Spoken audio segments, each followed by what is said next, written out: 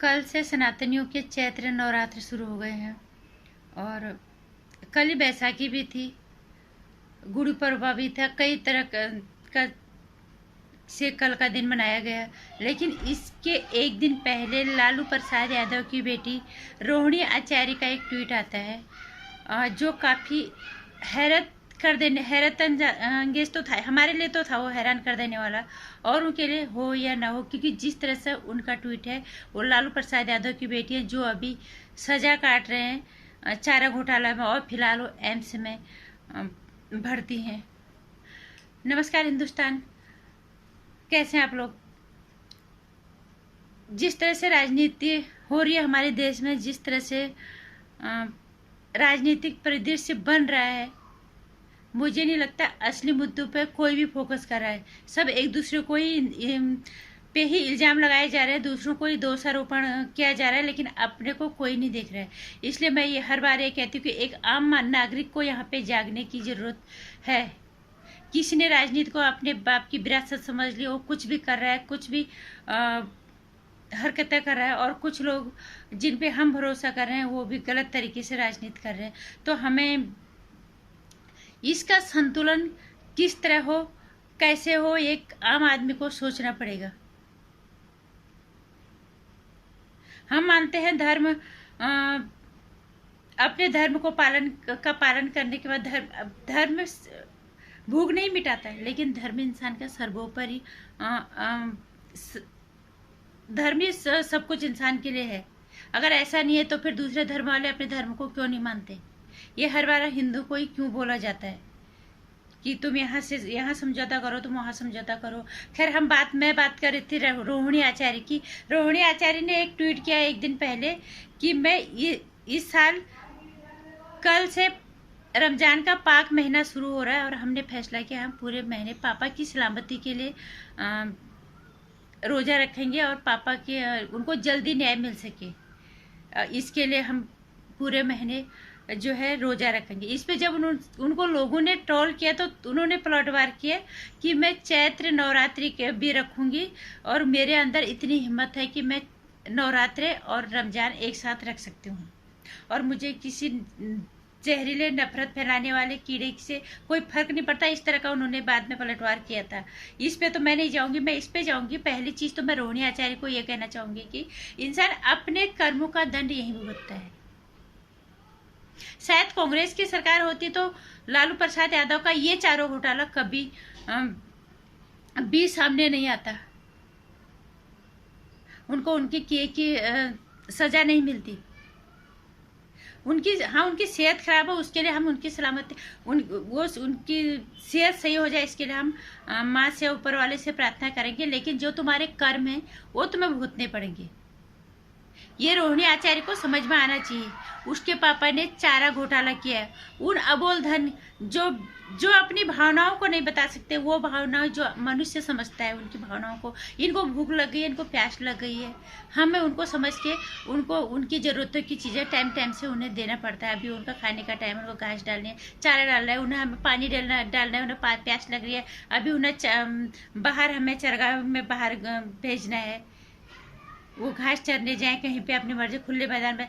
हम उनकी भावनाओं को हमें समझना पड़ता है। अभी धूप है तो हमें इन्हें छाया में रखना है, अभी छाया है तो उन्हें धूप, क्योंकि वो बोल नहीं सकते।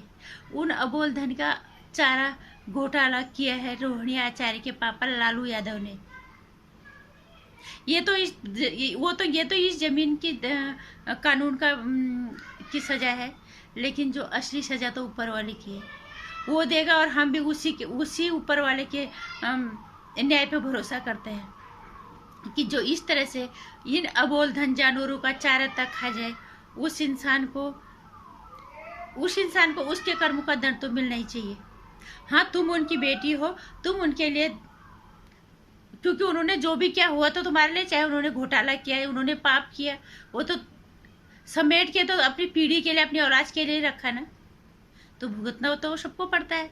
लेकिन अफसोस है मुझे आपकी सोच पे, ये रोहिणी आचार्य की सोच पे।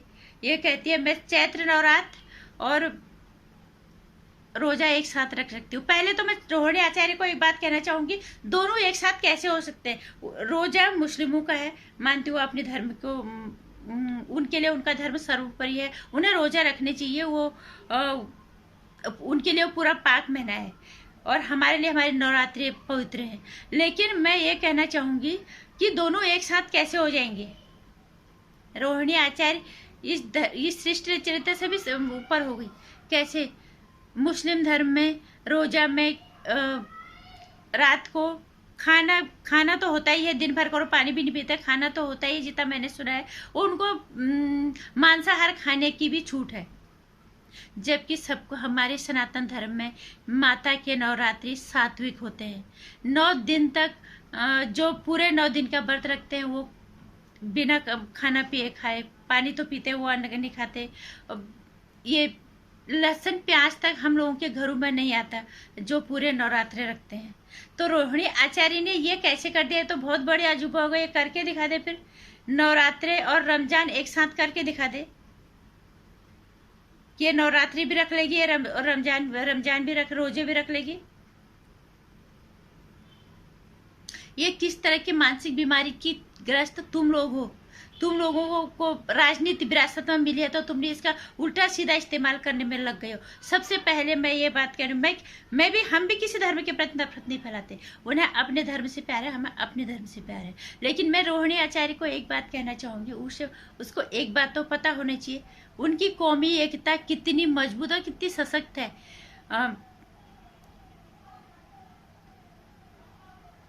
सबसे पहले तो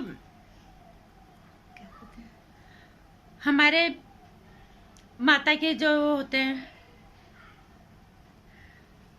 व्रत होते हैं, पूरे पवित्र होते हैं। इसका मांसाहार से कोई लेना देना नहीं है, दूर दूर तक भी।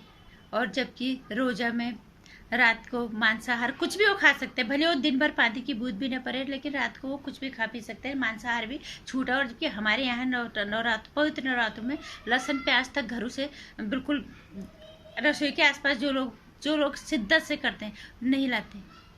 रोहिणी आचार्य को मैं एक बात और कहना चाहूंगी, ओबीसी पहली बार विधानसभा चुनाव लड़ने गया बिहार में, और 5 सीट झपक ली उन्होंने एक ही बार में।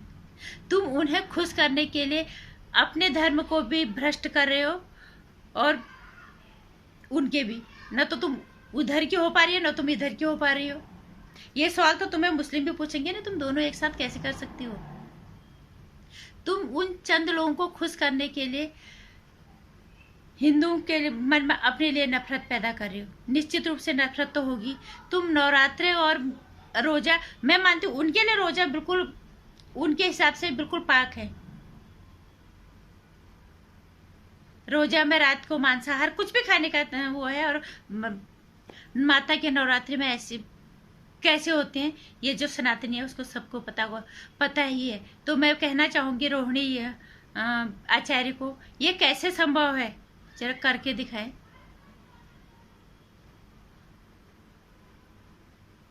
कुछ सीखे भी ना उनसे उसी बिहार में जब ओबीसी पहली बार चुनाव लड़ने गया, 5 सीट झपक ली है, उनकी कौमी एकता थी। और तुम क्या कर रहे हो, तुम अपने आप को हर तरह से गिरा रही हो। मैं चैत्र नवरात्रि और मैं रोजा एक साथ रखूंगी, तो बड़ी अतरंगी हो तुम तो। सीखना है तो उनसे कुछ सीखो कि कौमी एकता क्या होती है। अगर उनको सच में उनके अंदर ये भावना नहीं होती अपनी कौमी एकता की, तो फिर तुम्हारे भाई को वोट देते ना, तुम्हारी पार्टी को वोट देते, 5 सीट तुम्हें मिल जाते ऊपर ज्यादा। लेकिन उन्होंने अपनी कौमी एकता दिखाई। ओबीसी को अपनी कौमी एकता पे पूरा भरोसा था, और वो बिहार गया, उन्हें पहली बार में 5 सीट बहुत होती है। और तुम्हारा राजनीतिक घराना पीढ़ियों से है वहां पे, सालों हो गए।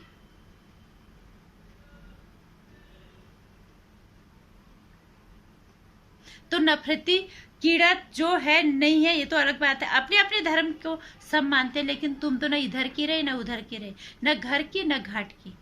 धोबी का कुत्ता घर के और घाट, यही हालत तुम्हारे होंगे, यही हाल तुम्हारे पापा के होंगे। सलामती की दुआ जरूर करो, सेहतमंद होगे, लेकिन इंसान को अपने कर्मों के दंड यही भुगतने पड़ते हैं। रोहिणी आचार्य को ये पता होना चाहिए। तुम तो करोगी क्योंकि उन्होंने जितना भी घोटाला किया अपनी औलाद के लिए रखा, जनता के लिए क्या होता तो फिर ये नहीं भुगत रहे होते।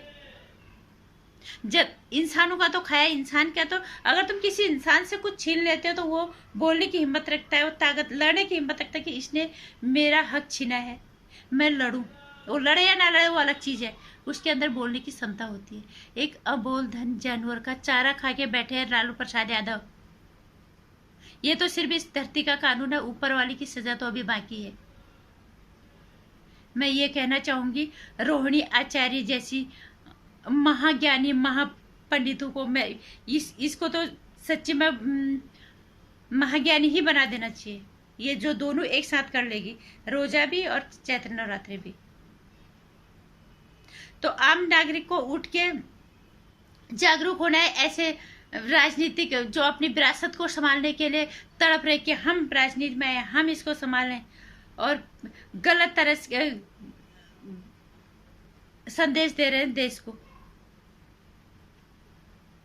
लोगों ने उसे कई तरह से ट्रोल किया है, लेकिन ट्रोल करने से नहीं होगा। ऐसे लोगों को आप सबक सिखाना पड़ेगा। ये राजनीति में कहीं दूर दूर तक भी होने नहीं चाहिए। अगर आम नागरिक जागे तो हम कभी किसी से कोई नफरत नहीं फैलाते, किसी धर्म से नफरत नहीं फैलाते। तो तुम अपना धर्म ही बदल लो फिर। दो तो एक साथ कैसी भी संभव नहीं है। चैत्र नवरात्रि और रमजान, ये रोजा कैसे भी संभव नहीं है।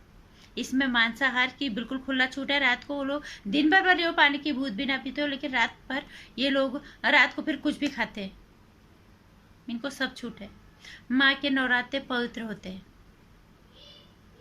हमारे यहाँ बहुत सारी चीजें, इसमें मांसाहार दूर तक नाम भी नहीं है। इसमें तो लहसुन प्याज तक हम लोग घरों में नहीं रखते।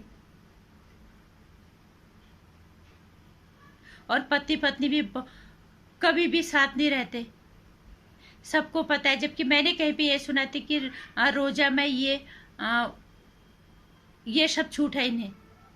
तो तुम कैसे कर सकते हो तुलना पवित्र नवरात्रों का और रोजों का। मैं ये नहीं कह रही उनके लिए होगा ये सही, लेकिन हमारे माता के नवरात्रों के साथ तुम इसकी तुलना कैसे कर सकती हो। तुम्हें तो हमें शर्म आती है कि तुम हिंदू हो। तुम जैसे लोगों से अब जनता को जागना पड़ेगा कि तुम न तो कल को देश को ना, अगर तुम्हारे हाथ में सच में देश की राजनीति आ गई आज इस पीढ़ी में, तुम तो न तो इधर के छोड़ोगे न उधर के छोड़ोगे। फिर मैं तो सारे लोगों को देख ये इन्हें देखना पड़ेगा कि ये किस तरह के लोग हैं। ये कुछ नहीं, सबका सब खेल कुर्सी का है। वो सत्ता में आने की छटपटाहट। और वही रोहिणी आचार्य को पता होना चाहिए कि ओबीसी एक ही बार में 5 सीट झटक के ले गया। और कल के अगर हिंदू जाग गया, और अभी जागा अभी और हिंदू जागेगा, तो तुम ना धोबी के घट्टे न घर के रहोगे न घाट के रहोगे, और रहना भी नहीं चाहिए। ऐसे लोग जो इस तरह से भ्रमित करते हैं, ऐसे लोग हमें नहीं चाहिए। तुम खुद ही भटकी हुई हो, तुम खुद ही भ्रमित मानसिकता के हो, तो तुम क्या हमारे देश की राजनीति को संभालोगे। अपने पापा की सेहत के लिए सलामती करने से पहले ये बोलो थे अपने पापा के किए हुए कर्मों की माफी मांगे ऊपर वाले से। रोजा और नवरात्रि गलती से भी कभी भी एक साथ नहीं हो सकते। किसी से भी पूछ लो, तू जितनी भी बड़ी महाज्ञानी महापंडित है। नमस्कार। मेरे विचारों से अगर आप थोड़ा सा भी इत्तेफाक रखते हो, आपको लगता है कि मेरे वीडियो में कुछ आपको अच्छा लगा, तो मेरे वीडियो को शेयर कर देना, इसे लाइक कर देना, चैनल को सब्सक्राइब भी कर लेना। आने वाली वीडियोस की जानकारी के लिए घंटी आइकन की भी प्रेस कर लेना।